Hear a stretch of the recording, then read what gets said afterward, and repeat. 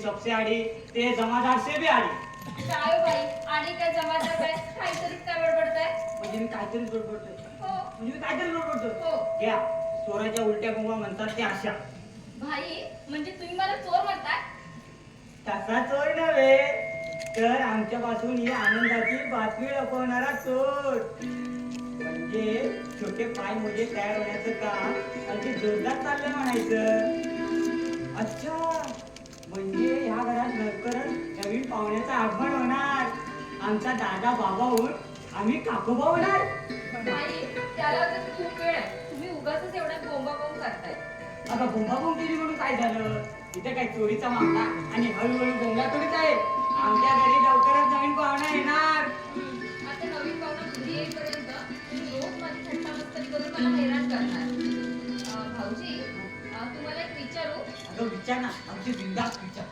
नाही म्हणजे तुम्ही लग्न कधी करणार मामांजींना सांगून यंदा सुटून टाका म्हणजे कसं नवीन जाऊबाई घरामध्ये आल्या तर मला देखील कामामध्ये थोडी मदत होईल हो मुला नेमका नको तोच विषय काढाच होईल काय गं वहिनी तुमच्या दोघांचे लग्न झाल्यापासून तुम्ही दोघं किती सुखात आहात आमची सुद्धा तीच परिस्थिती होणार ना त्यापेक्षा आहे तेच ठीक आहे एकटा जीव सदा शिव अहो भाई असं म्हणून कसं चालेल आज ना उद्या तुम्हाला लग्न करावंच लागेल ना वहिनी हे सगळं मान्य आहे ग पण बाबांच्या तोफखान्यापुढे तू म्हणून एवढे दिवस टिकलेस पण दुसरी एवढ्यात घटस्फोट देऊन मोकळी झाली असती किंवा सरणावर जडताना तरी दिसली असती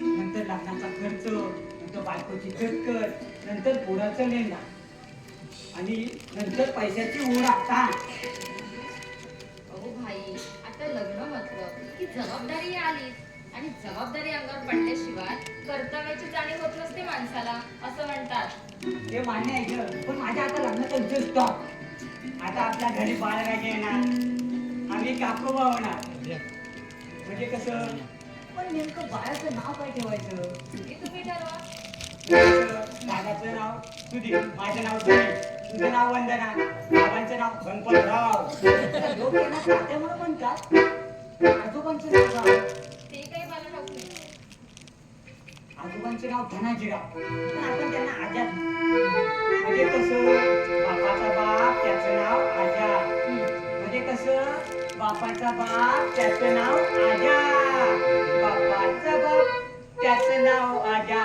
बापाचा बाप त्याचं नाव आजा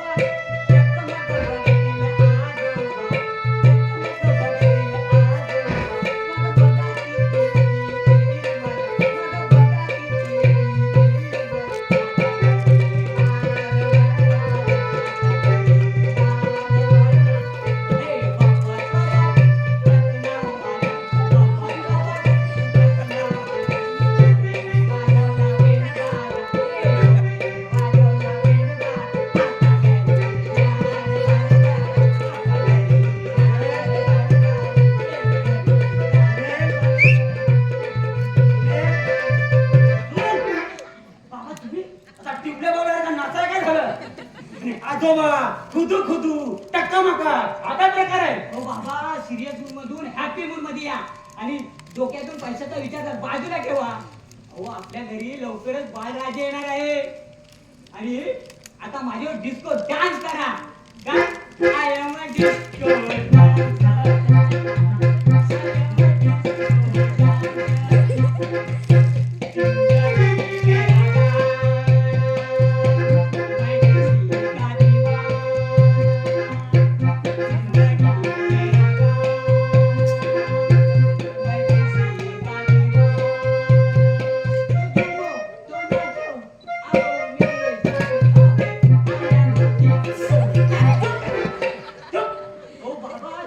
लवकर नातू येणार आहे, नातू. काय अरे सुरूचं पत्र आलं की काय? ती कधी घेऊन येते आपल्या नातवाला? शक्य नाही, या जगी तुम्ही सुधारणं शक्य नाही बाबा. सुने जरा बोल, कुणासमोर काय बोलताय तर नीट विचार कर. अहो बाबा, सुनीताईचं पत्र आले नाही हा? आणि ती एवढ्यात येणे शक्य नाही. अहो, मी आपल्या सुधीदाच्या मुलाबद्दल बोलतोय. अहो, वहिनीला दिवस गेले, दिवस. तुमच्या घरी लवकरच नातू येणार आहे, नातू. तुमच्या मांडीवर नातू सुसू करणार, नातू टाकणार, तुमच्या मिशा ओढणार आणि तुम्ही कधी कधी आणणार. काय केलं गंमत बाबा? इथपर्यंत मजाल गेली का त्यांची? त्यात काय वाईट केलं हो बाबा त्यांनी? त्यांनी तुमच्या नातवंडाची तयारी केली. तुम्ही आगाऊ काय? आगाऊ पेढीची योजना तेव्हा. बाबा, एवढी तुम्हाला आनंदाची बातमी सांगितली. तुम्हाला आनंद नाही झाला? जर सुनीताईचा मुलगा इथे आला असता तर आनंद झालाच असता ना? बघ तुझ्या बरोबर थापा मारायला मला वेळ नाही. माझी प्रकृती सुद्धा ठीक नाही आणि रात्री नीट झोप सुद्धा आली नाही. इकडे की काय झालं तुमच्या तब्येतीला? कालचं चांगले ठणठणीत होतात आणि आता कुठे गाव फिरून आला. आता कुठे जाऊ नका, तुमची तब्येत बरी नाही ना. जा माडीवर जाऊन आराम करा. मी तोपर्यंत शेळके म्हातारकडे जाऊन येतो. त्यांच्याकडे कशाला? त्यांच्याकडे कशाला? त्याच्या पोरीला भेटायला? हे बघ सुनील, शेळक्यांच्या पोरीबद्दल आणि तुझ्याबद्दल बऱ्याच गोष्टी माझ्या कानावर आल्या. उभ्या गावाला माहित पडलंय तुमचं लपड. हो बाबा, आमचं लफडं नाही, तर आमच्या दोघांचं एकमेकावरती प्रेम आहे. आणि तुम्ही समजता ना, ती घाणेरडी भावना आमच्या मनात नाही. आम्ही लग्नही करणार आहोत. आणि बाबा, तुम्हाला परत एकदा सांगतो, तुम्ही मेल्याशिवाय मी काय लग्न करणार नाही. सुनील! कशाला ओरडताय? तब्येत बरी नाही ना, मग कशाला त्रास कशाला देताय? माझ्या मनातली गोष्ट स्पष्ट सांगितली तुम्हाला. अहो, वहिनी स्वभावाने गरीब आणि गरीबाकडची नाही, म्हणून तुमचा हा सासूरवास सहन करून घेते. पण माझी बायको तुमचा हा सासूरवास सहन करणं शक्यच नाही, कारण मी तिच्या पाठीशी खंबीरपणे उभा राहीन. पण परत बाबा एकदा तुम्हाला सांगतो, या घरात तुमची कायमची पीडा गेल्याशिवाय मी काय लग्न करणार नाही. सुनील! एक रात ब्रह्मा सगळे माझ्या मनाची वाट बघता काय? मी सुद्धा तुमची वाट बघतो बघा अशी.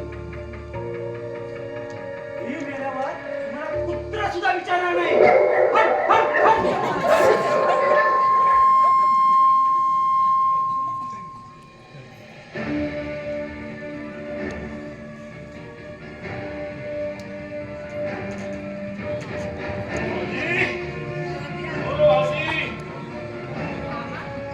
अहो या ना, बसा. किती वेळा सांगितलं तुला मला मामा म्हणू नकोस म्हणून? मी तुझा मामा नाही, तुझ्या नवऱ्याचा मामा आहे. पुढे मला मामांडीत मान. शिस्त म्हणजे शिस्त, आणि शिस्तीचं उल्लंघन केलेला मला अजिबात आवडत नाही. काय ग तुझे सासरे भाऊ कुठे गेले? आत्ताच इथे होते, थोड्या वेळापूर्वी बाहेर गेले. कुठे गेले ते नक्की ठाऊक नाही, कारण ते मला काही सांगून जात नाही. माझ्याशी सहसा बोलतही नाही. काही विचारलं तर रागवतात, चिडतात ते माझ्यावर. सासरा तुझ्यावर चिडायला, नाराज असायला कारण कोण? तुझे वडीलच ना. अगं त्यांनी जर हा वेळेवर हुंड्याचा प्रश्न सोडवला असता तर तुझ्या समोर ना ही समस्या उभीच राहिली नसती. पण त्या दिवशी माझे बाबा आले होते ना 50,000 रुपये घेऊन. मामांजीने ते घेतले नाहीतच, पण त्यांचा अपमान करून त्यांना पूर्ण मागे पाठवलं. यात काय चुकलं आमच्या भाऊजींचं? काय चुकलं सांग ना. अगं खरी चूक तुझ्या वडिलांचीच आहे. कुठे 1,00,000 रुपये आणि कुठे ते 50,000 रुपये हिशोब करतात ना. शाळेत गेली होतीस ना? हिशोब चांगलेच काढतात मला. शाळा मास्तराची लेक आहे मी, पण तुमचे कुटील काव्य नाही समजलं माझ्या वडिलांना. म्हणूनच त्यांच्या बरोबर मला देखील इथे मनस्ताप सहन करावा लागतोय. काय रे नाग्या मामा, इथं कुणाला असा नागी माना धडपडत आलाय?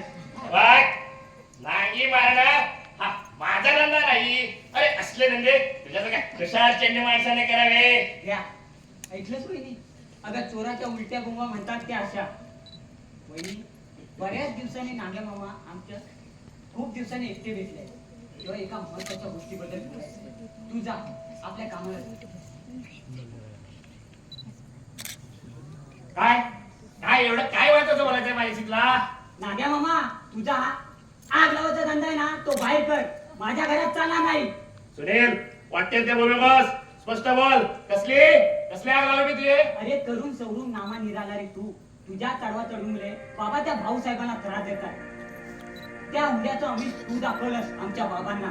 बाबांचे डोळे फिरले म्हणून वहिनीला सासूरवाद आणि भाऊसाहेबांना मनस्ताप सहन करावं लागतं.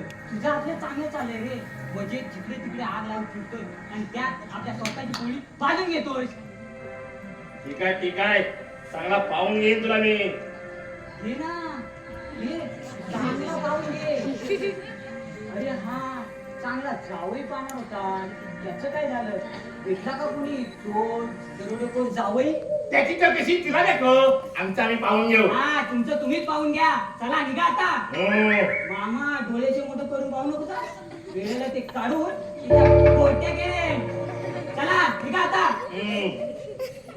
चला निघा.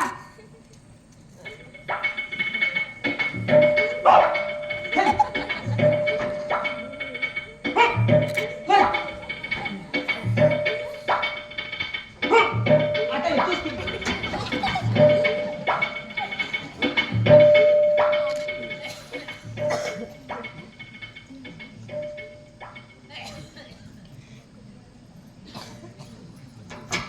तात्यानू, ओ तात्यानू. वहिनी, ओ वहिनी. तुम्ही वहिनी, तुम्ही बघा. गेले कुठं? अरे रामू, काय झालं? असं धावपळत कशाला आलास? काय सांगू वहिनी? अरे, सुनील पाहिजे का? सुनील भाऊजी, ओ सुनील भाऊजी. इकडे गेला. काय रामा, काय झालं रे? अरे बरं झालं बाई, तू इथं भेटला. चल चल लवकर. आता कुठे आहे? अरे नानाकडे. कशाला? अरे नानाचं आणि नानीचं उपाय युद्ध चालू झालंय. नानीचं आणि नानाचं? नानी आज काय झाली का? कमालच झाली. अरे कमाल तर नानीने केली. काय? नानाचा पुरा आवाजच बंद केला. अरे इतकंच काय, तर नानाला झाडून जोर जोडला. खाली पडल्याबरोबर नानी त्याच्या पोटावर बसली आणि नानाची पाच पोरं माझ्या घरात घुसली. आणि नानी आणि नाना अजून त्याच अवस्थेत आहे. नाना साप उठतानी आणि त्याची बायको त्याच्या पोटावर स्वार झालेली. चल चल, तिथं ऐकतील ते. चल लवकर. बहिणी येतो हा. चल. बरं.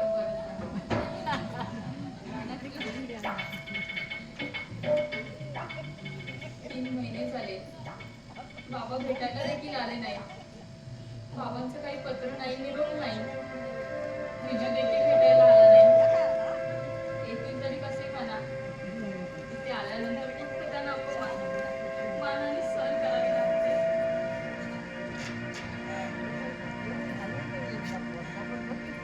वंदना, ए वंदना, काय ग? काय झालं? बाबा काही बोलले का? काय सुद्धा झालं नाही. कुणी काही बोललं नाही. मी काही बोललो नाही. मग तुझ्याजवळ असू का? दैवाचे खेळ, नशिबाला दोष देणे, दुसरं काय? हा दोष तुझा नाही, तुझ्या बापाचा आहे. त्यावेळी मोठेपणा शब्द दिला आणि आता बसले तोड लपून. ते तिथं अगदी सुखद आहेत ग, पण त्रास होतोय का आम्हाला?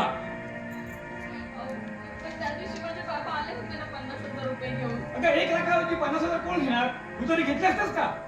त्याच्यापेक्षा जास्त रक्कम नाही हो देऊ शकत. ते नाईलाज झालाय त्यांचा. ही एक तर तुझ्या बापाला पूर्वीच करायला हवी होती. अशिक्षित अनाडी नव्हते ते, एक आदर्श शिक्षक. पण सांगतो काय, मोठेपणाची शेकी मिरवली आणि एक पोरी फुकटा संपवली त्यांनी. त्यांचा का यशस्वी झाला ग, पण पराभवाचे प्रत्यय सहन करतोय तर मी. तुझ्या बापाच्या कर्माचे फळ तुझं होणार आहेस, पण मला सुद्धा भोगायला लावणार आहेस. तुम्हाला जो काही दोष द्यायचा तो मला देव. पण देवासमोर माझ्या वडिलांना असं नको दोष देऊ. विनाकारण त्याला दोष दिला कारण मला वेळ लागला नाही. तुझ्या वडिलांबद्दल खूप आदर होता माझ्या मनात, पण दिलेला शब्द विसरले म्हणूनच तुझ्याबद्दलचा कमी झाला माझ्या मनात. एक काम कर, निरोप काढून बोलणं होईल नाही तर यापुढे बराच बोलावं लागेल त्याच्यासमोर. अहो अहो निदान ऐकून तरी घ्या ना.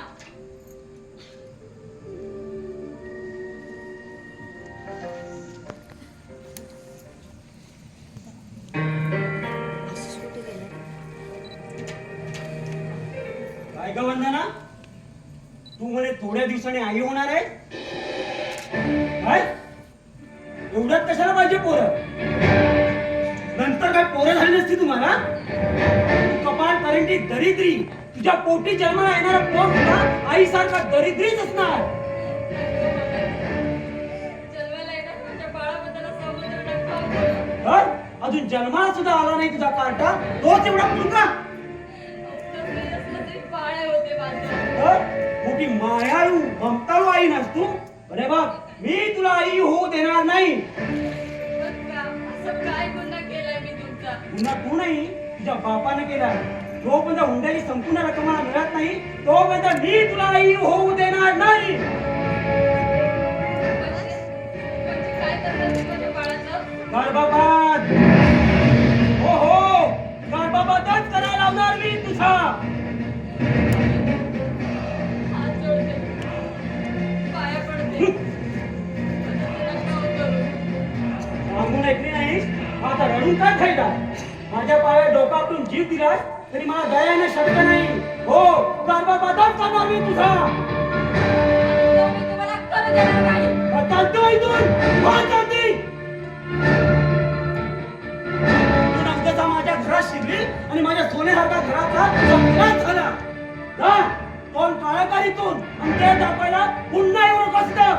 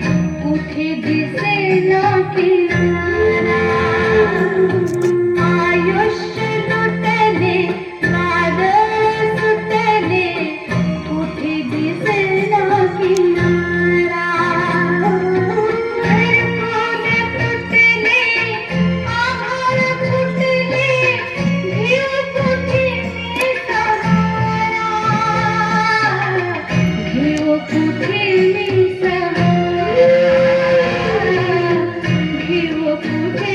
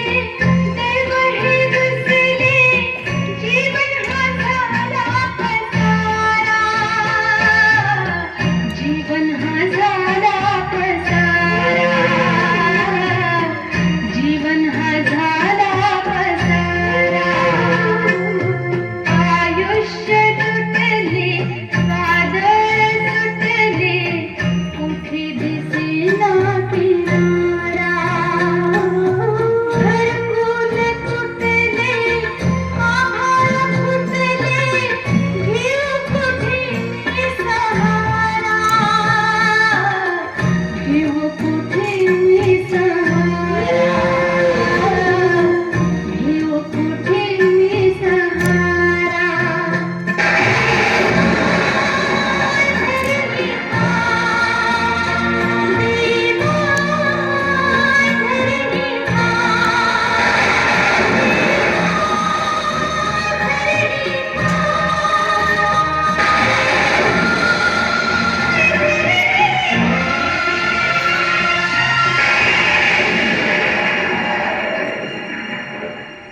रुपये 1,00,000 आणि 3 तोळ्याचा सोन्याचा हात घालणार नाही तर घेऊन जा तुमच्या नाट्याने तुझ्या. मी तुझा मामा नाही, तुझ्या नवऱ्याचा मामा आहे. इतक्या कशाला हवीत पोरं? अगं, तुझ्या घरी नसती? तुझा नवऱ्याच आहे. तुझा मामा नाही. मी तुला आई होऊ देणार नाही. तुझ्या बापाच्या कर्माला तू तर भोगला आहेसच. आणि मला सुद्धा भोगायला लागणार आहे. हा देश तुझा नाही, तुझ्या बापाचा आहे. मी तुला आई होऊ-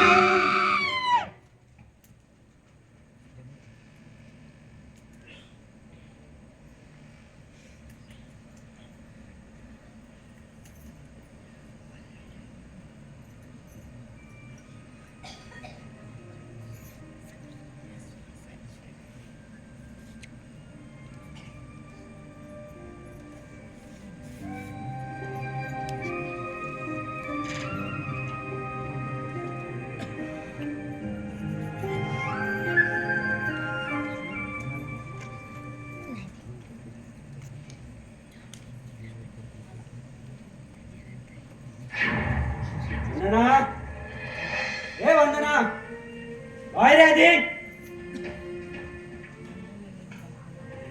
वंदना, ए वंदना, वंदना, वंदना.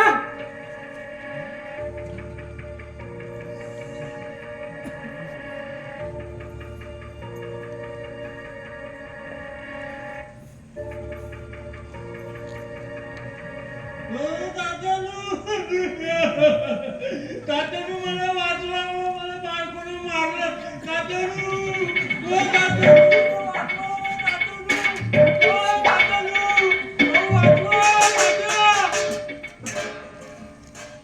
तात्या वाचवा म्हणून वाचवा कुठे मारलं? ओ तात्यानू, ओ मला बायकोने मारलं. ए सुद्या, सुद्या, ए सुने, ओ वहिनीबाई.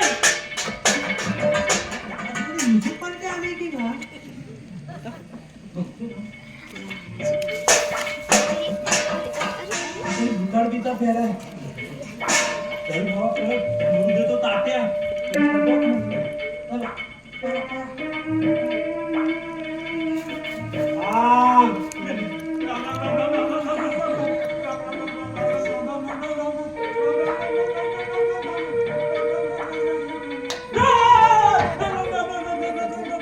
काय झालं काय तुला बोंबल्या रे?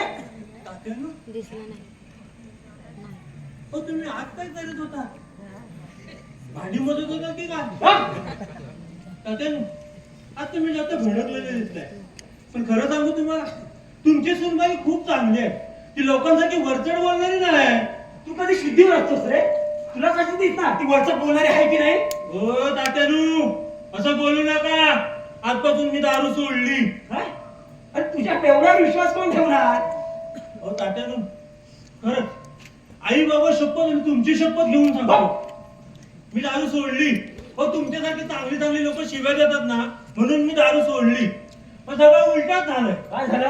अहो कालपासून माझी बायको पियाला लागली. आज पिऊन झोपली की अजून तशीच टाईट आहे. काय पण होऊ नकोस हा, काय पण थापा मारू नकोस. नानी असं करणं शक्य नाही. अहो शक्य करून दाखवलं तात्यानू. काय झालं सांगतो तुम्हाला. मी माझ्यासाठी बाटली भरून घेऊन गेलो. तिनं माझ्या हातातून निसकाळून घेतलं, माझ्या समोर अर्धी बाटली प्याली. आणि तात्यानू काय झालं, मी मोर ती माग, मी माग ती मोर. ती मोर मी माग असं करता करता घराच्या वाटला फिरवला आणि तिला गावडी झाडू मला सोड सोडला पोराने बघत माझ्या पोरा गेली त्या नाक्याला अरे काय का त्या जीव वाचून कसा तरी आणून पुरा सोलपट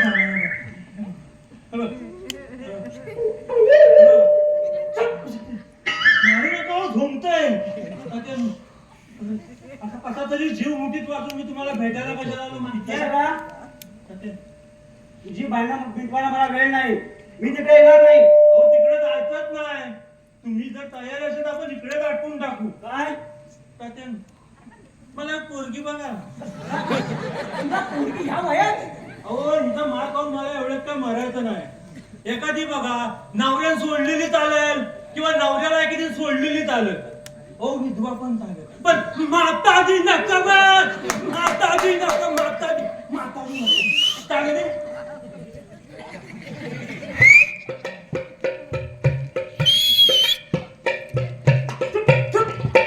तरणी ताटी नारे गोमटी अशी मला एक पोरगी बघा. आणि अगदीच जर तुम्हाला नाही जमलं तर माझ्या वयाच्या हिशोबाने 20च्या 2 चालतील.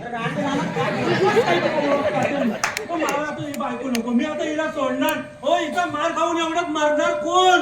हे बघ गाढवा, तुझा पाहिजे मला गप्पा घाल. काय रे तिचं काय चुकलं?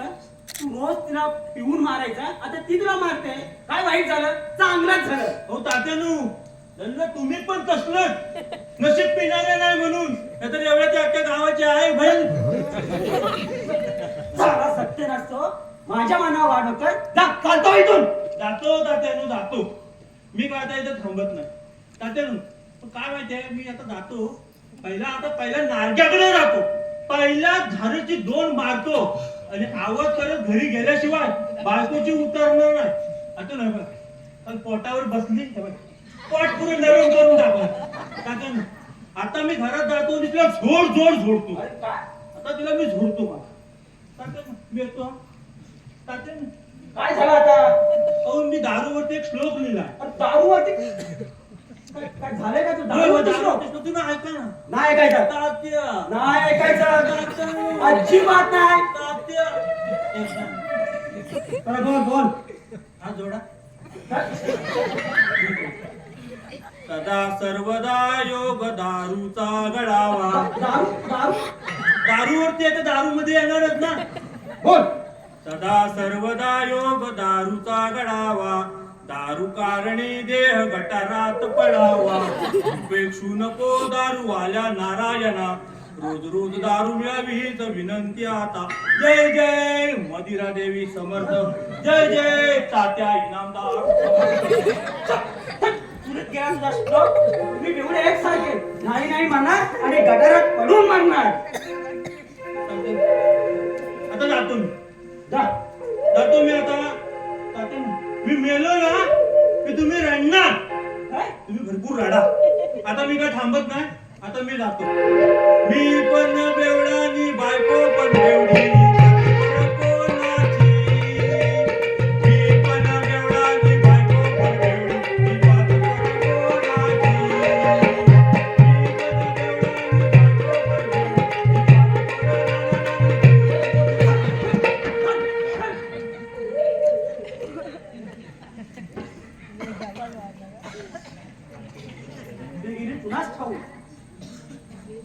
एवढा राग येतो तर जा म्हणा आपल्या माहेरी. राहत सुखात. काय म्हणे तर स्वाभिमान बापाची स्वाभिमानी नाही. कोण विचारतो ह्याच्या मानापणाला? आता तुझ्या काय मध्ये वहिनी माझ्या घरी आले. काय? तुझ्या घरी कशाला? मला बोलली एक पेन दे, कागद दे, मला पत्र लिहायचंय. अगदी गुपचूप तिला पेन दिला, कागद दिला. मला संसारामध्ये तुमच्याकडे धावत आलो. बरं एक काम कर, तू असा धावत जा. उद्या ताबडतोब मी बोलवलं म्हणून सांग. ठीक आहे. ती माहेर पळून जाईल. ठीक आहे जा तू लवकर.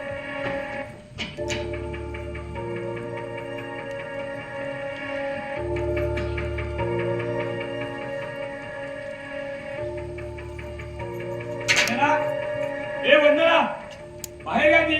वंदना ती घरात असेल तर हाकेला होऊ देईल ना. मग कुठे गेली ती? बाहेर फिरायला या कोण वेळेत तिला कंटाळा येतो ना, मग गेली ती बाहेर.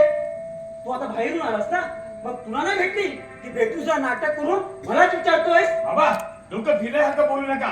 ती मला बाहेर कुठे दिसली नाही आणि इथं घरात तुम्ही असताना ती तुमच्या समोर केली असेल ना, म्हणूनच विचारलं तुम्हाला. ती भांडला तिच्या बरोबर. सारखं सारखं भांडण करायला मला काय वेळ लागला नाही. आज तिनं मुद्दा माझ्यावर भांडण केलं. माझ्यामुळे इथं तिला सुखात राहता येत नाही, कोण मारा होतो, माहेरी जाता येत नाही, म्हणून सगळा राग काढून ती निघून गेली. आता माझीच अडचण झाली, हे काय कळत नाही का मला?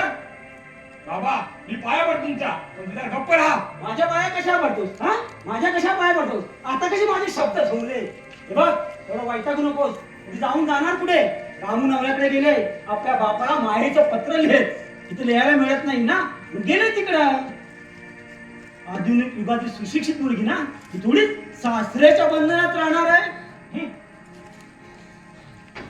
पण बायकोचा पुढचा आला, ह्याची बायको मला काय काय बोलते ह्याला दिसत नाही, आणि मी काय काय बोलते ह्याला दिसतं. ह्याच्या बायकोनं माहेरचा मिठाई दाखवून तोरा मिरवायचा आणि सासऱ्यानं निमित्तपणे खाली मान खानकारी करून सहन करायचा. वा रे वा ने.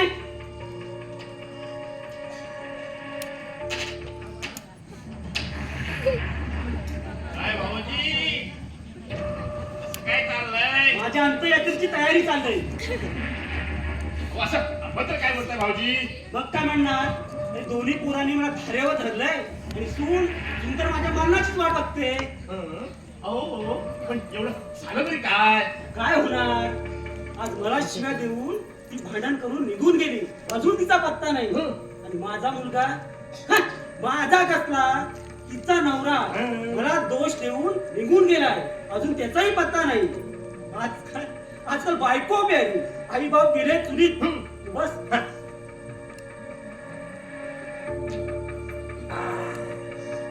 म्हणजे एकूण सगळा प्रकार असा आहे तर भाऊजी, तो भाऊसाहेब आपल्या लाडक्या लेकीला भेटायला आला की नाही?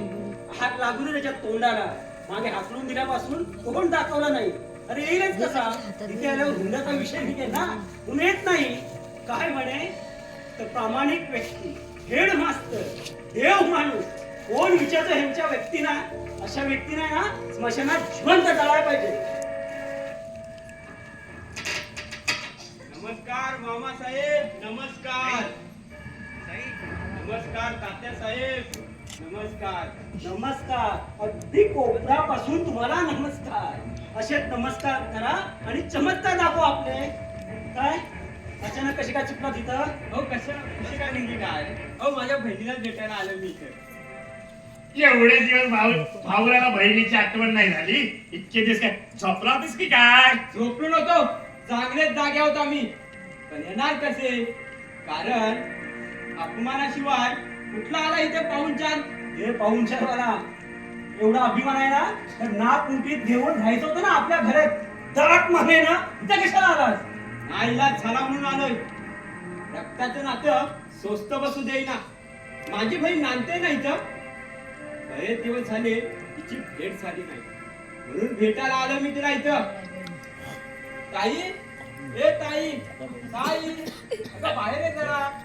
ऐका भाऊजी, याची पोपटपंची भाषा आहे का? बाकी शोभतो करा हेडमास्टरांचा हुशार चुणचुणीत मुलगा. सांगतो काय ना, अरे बोलायला हे कुटुंब कुणाला हार जात नाही. बोलता उलटा कुणाला फसवावं ना, तर यांच्याकडून शिकावं. विनाकारक आरोप करू नका. कोणाला कोणाला फसवलं आम्ही? मला फसवलंय तुझ्या बापानं. मुलीच्या लग्नात हुंडा कबूल केला होता, पण अजून एक दमडी सुद्धा दिली नाही. घाबरू नका. त्याची व्यवस्था केली आमच्या बाबांनी. आजच घेऊन येणार आहे ते तुमच्या हुंड्याची रक्कम, आणि तेच सांगण्यासाठी मला त्याने पुढे पाठवलंय.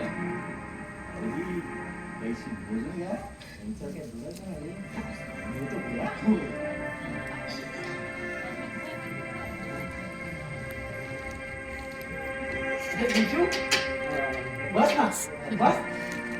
बसायचीच काय, पाणी पिण्याची सुद्धा इच्छा नाही माझी या घरात. मला फक्त माझ्या ताईला भेटायचं आहे. ताई, ए ताई. अरे विजू, तुझी ताई बाहेरच गेले काही कामासाठी. येईलच एवढं. माझी ताई बरी आहे ना? त्याच्या काळजीने घाबरून तर नाही गेली? अरे तिची प्रकृती ठीक नसते तर तुला कळवलं नसतं का? ते आता देवाला माहीत. इतक्या दिवस साधं कुशाणीचं पत्र तिकीट पाठवलं नाही, मग काय समजायचं आम्ही? आणि आता तरी काय, हुंड्याची सगळी रक्कम आजच मिळणार हे समजल्यावरतीच गोड बोलताय तुम्ही माझ्यासोबत. खरं आहे ना? अरे बिजू, हा तुझा गैरसमज आहे.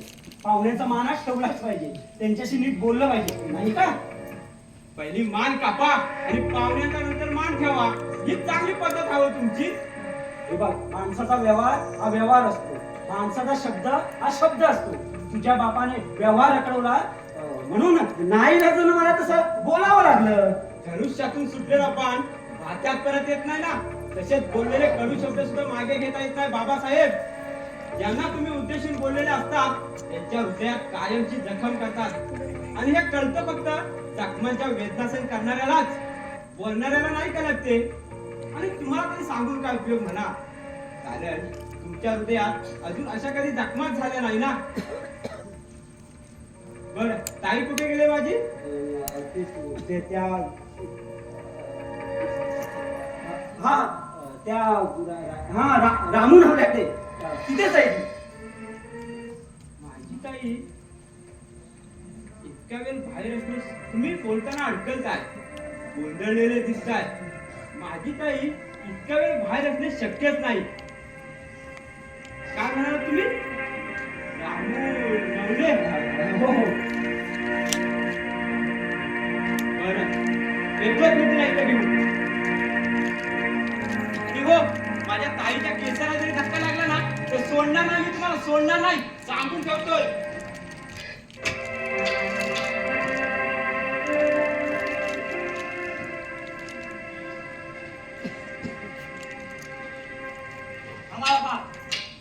वहिनी कुठे गेले? घरात नाही ती. म्हणून मी तुम्हाला विचारतोय, वहिनी कुठे गेले? ती आल्यावर तिलाच विचार ना. का? तुम्हाला माहित आहे? आज तिनं मुद्दा माझ्यावर भांडण केलं. खोटं बोल नका. वहिनी भांडण करणं तुमच्याजवळ शक्य नाही. म्हणजे बाप खोटा बोलतो. बापावर विश्वास नाही तुझा, भाऊजाईवर तुझा विश्वास. अहो भाऊ, तुम्ही किती खरे आहात आणि किती खोटे आहात ते चांगलंच माहित आहे मला. अहो गेल्या 6 महिन्यापासून नुसता छळवट मानलाय तुम्ही तिचा. का त्या भोळ्या भाबड्या निष्पाप जीवाच्या मागे लागलाय तुम्ही? का तिच्या जीवावर उठलाय तुम्ही? तिचा जीव घेऊन मला काय मिळणार आहे? बापावर असले आरोप करताना शरम वाटली पाहिजे तुला. वापस बेटा वागू लागल्यानंतर मुलाला त्यांच्या बाबतीत नाईलाजाने बेशरम व्हावं लागतं. अहो तुमच्या वडिलांकडून तुम्हाला हुंड्याची रक्कम मिळाली नाही म्हणून तुम्ही तिच्या जीवावर उठलात. हे एकदम किमान सत्य आहे. हो हो हो, हे त्रिवार सत्य आहे. दिलेल्या शब्द त्यांनी पाळायला नको होता, मग अगोदरच शक्य नव्हतं, मग त्यांनी तसा बोलायला पाहिजे होतं ना. मग तुम्ही दादाचं वहिनीवर चल लग्न बोललं असतं आणि भरपूर हुंडा देणार चल सोडलं तर असंच ना. अरे काय झालं? का भांडताय तुम्ही? बाबा का भांडताय? सुनील काय झालं? अरे दादा, नागनाथ मामा आणि बाबा वहिनीवर भांडले आणि वहिनी घराच्या बाहेर गेले, अजून घरी परत आलेली नाही. म्हणजे तुला कसं कळलं? आणि मी घरी येत असताना वहिनीचा भाऊ विजय घाईघाईने जाताना दिसला आणि मी त्याला घाईघाईने कुठे निघाला असं विचारलं. तेव्हा तो मला म्हणाला की तो आपल्या घरी आला होता. तेव्हा वहिनी घरात नव्हती. तेव्हा त्याने बाबांना विचारलं. तेव्हा बाबा त्यांचं उत्तर देताना थोडे गोंधळून गेले. ते एवढेच म्हणाले की तुझी ताई त्या रामू नवलेकडे गेली असावी, तिलाच शोधायला तो निघाला होता. बाबा अहो का केलं तुम्ही असं? का बघताय असं? त्या नागनाथ मामाच्या नादाला लागून आपल्या कुटुंबाची वाताहत का करतात? मी कधी सुधारणार नाही. ते गेले असेल, ती शोधायची. सुनील चल आपण तुला शोधू सांगू. चल. वंदना, ए बेटा वंदना, अगं कुठे आहेस वंदना? वंदना कुठे आहेस बेटा? वंदना तू जावई बापू अहो सांगा ना, कुठे आहे वंदना? कुठे आहे माझी पोर? सांगा ना. आता तुम्ही आधी शांत व्हावं. हे देवड्या, तुम्ही काळजी करू नका. तुम्ही आधी शांत व्हा बघू. कसा शांत होऊ? का काळजी करू नको? सुधीर रावांच्या आणि वंदनाच्या लग्नाच्या 8 दिवस अगोदर नागनाथ साहेब आणि तुमचे बाबा अचानक आमच्या घरी आले आणि त्याने हुंड्याची अट घातली. 1,00,000 रुपये रोख आणि 3 तोळे सोन्याचा हार अशी हुंड्याची मागणी केली. आणि ही समजून दिली नाही तर हे लग्न मोडेल असं बजावलं. हे ऐकून मी हादरूनच केलं. एवढी मोठी रक्कम 8 दिवसात जमा करणं माझ्याच्याने शक्य नव्हतं. आणि जर मी ही रक्कम दिली नसती तर माझ्या वंदनाचं ठरलेलं लग्न मोडलं असतं. माझ्या वंदनाचं ठरलेलं लग्न जर मोडलं असतं तर समाजात माझी चीतू झाली असती. मला कुठे तोंड दाखवायला जागा उरली नसती. म्हणून मी इनामदार साहेबांना एक शब्द दिला. लग्नानंतर 1 महिन्याच्या आत हुंड्याची रक्कम देईल म्हणून. पण माझ्या आर्थिक परिस्थितीमुळे मी ठरलेल्या मुदतीत हुंड्याची रक्कम नाही देऊ शकलो.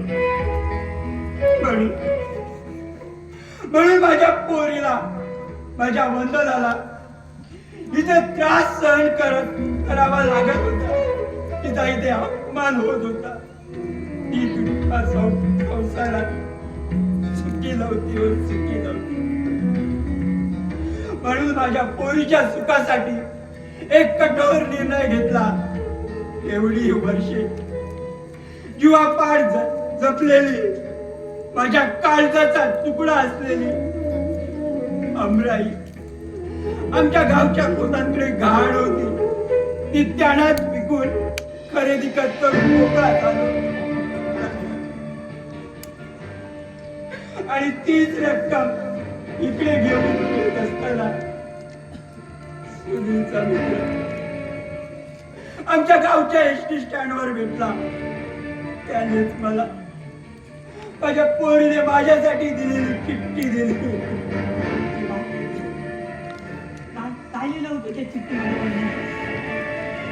त्या चिठ्ठीत लिहिलं होतं की बाबा, या चिठ्ठीच्या रूपाने कदाचित आपली ही शेवटची भेट असावी. मी हे जग सोडून चालले. हे वाचता आणि माझं डोकं सुंदर झालं. माझ्या शरीरातील प्राण असते माझ्या भोवती जग घर घर फिरतंय असं मला वाटलं. सुनीलचा मित्रच मला इथपर्यंत घेऊन आला. इनामदार साहेब, अहो ही घ्या तुमची हुंड्याची रक्कम.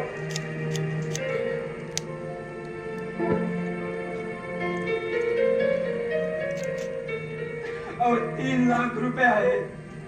विश्वास बसत नसेल तर मोजून पहा. आता तरी माझ्या पोरीचा अपमान करू नका. आता तरी तिला जाच करू नका. तिला सुखाला संसार करू द्या. सुखाला संसार करू द्या. शेवटी एक हात जोडून विनंती आहे तुम्हाला. अहो एकदा तरी माझ्या पोरीला भेटू द्या. एकदा तरी डोळे भरून पाहू द्या माझ्या कोकराला. मी पुन्हा कधीच येणार नाही. कधीच येणार. वंदना, कुठे आहेस पोरी? वंदना,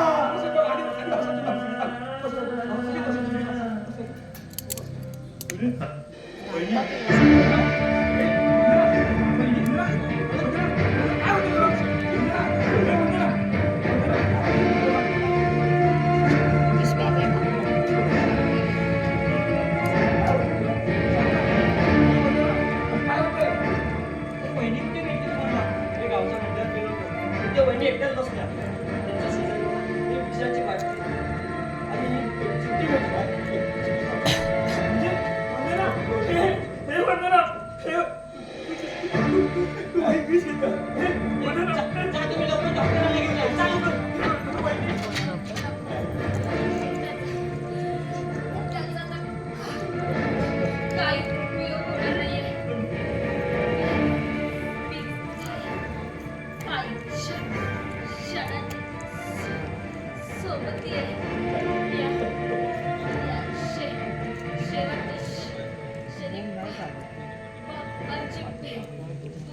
आमची भेट झाली. कसे? बरं झालं असतं. पोरी मी आलोय ग तुझा बाबा तुला भेटायला. बाबा बाबा बाबा बरं झालं. निदान शेवटच्या क्षणी तरी आपली भेट झाली. बाबा बाबा मला खुशीत घ्या ना, लहानपणी घ्यायचं ना, अगदी अगदी तसं.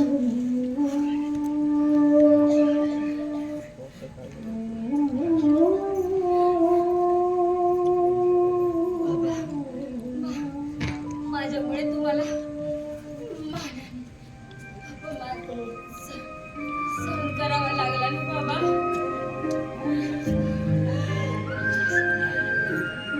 असं बोललो आता सगळं ठीक होणार आहे ग पोरी ठीक होणार आहे.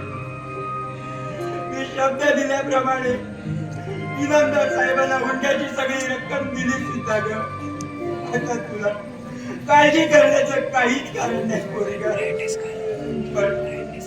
पण असा विचित्र निर्णय का घेतलास पोरी तू का घेतलास सांग ना ग.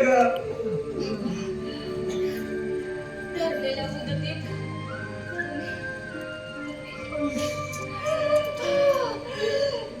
हुंड्याची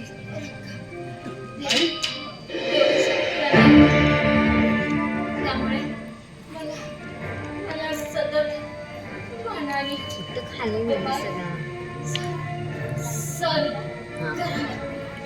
सण करावा लागत होता. त्यातच आई याची जाणीव मला झाली. त्या आनंदात मी मला त्रास सगळं विसरून गेलो बाबा, सगळं विसरून गेले. पण ते सुख माझ्या नशिबी नव्हतं.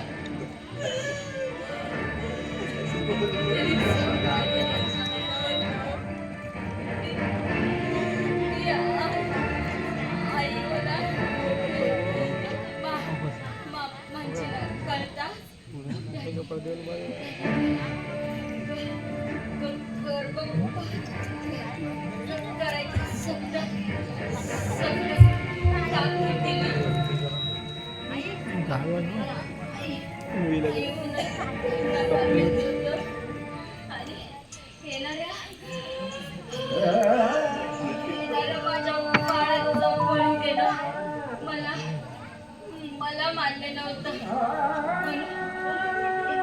माझ्या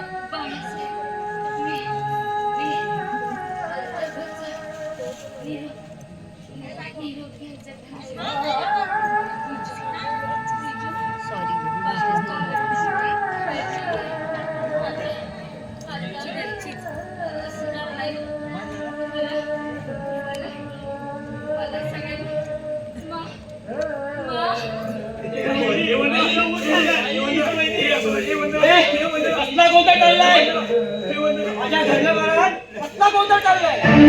मी तर मेलेला नाही बाबा अहो आज तुमच्यामुळे माझी पती तर मरणाच्या दारात उभी आहे. हो तुमच्यामुळे तुला मनस्ताप सहन करावा लागला. अहो भाऊसाहेबांना मनस्ताप सहन करावा लागला. हो का केलं तसं बाबा का. बोलू नका तात्यासाहेब इनामदार. जरा विचार करा. या ठिकाणी जर आपली सुलताई असती तर काय केलं असतं तुम्ही. तात्यासाहेब इनामदार जर माझ्या वहिनीच्या जीवाचं बरं वाईट काय झालं ना तर तुम्हाला सोडणार नाही. तुम्हाला आणि नागनाथ मामाच्या विरुद्ध पोलिसात तक्रार करीन आणि तुम्हाला कोर्टात घेऊन तुमच्या विरुद्ध साक्ष देईन.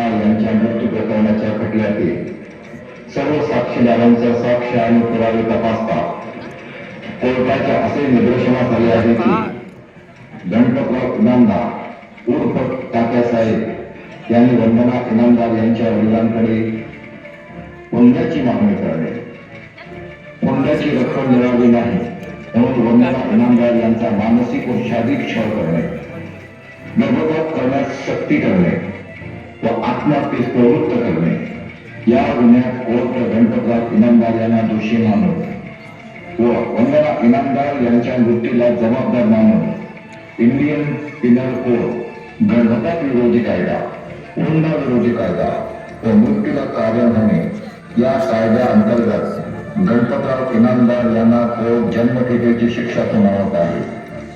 तसेच या गुन्ह्यात आरोपी नंबर 2 नागनाथ आगलावे यांना गणपतराव इनामदार यांना चिथावणी देऊन गुन्ह्यात सहकार्य करणे या दोषी मानून त्यांना 7 वर्षाची सक्षम कारावासाची शिक्षा सुनावत आहे.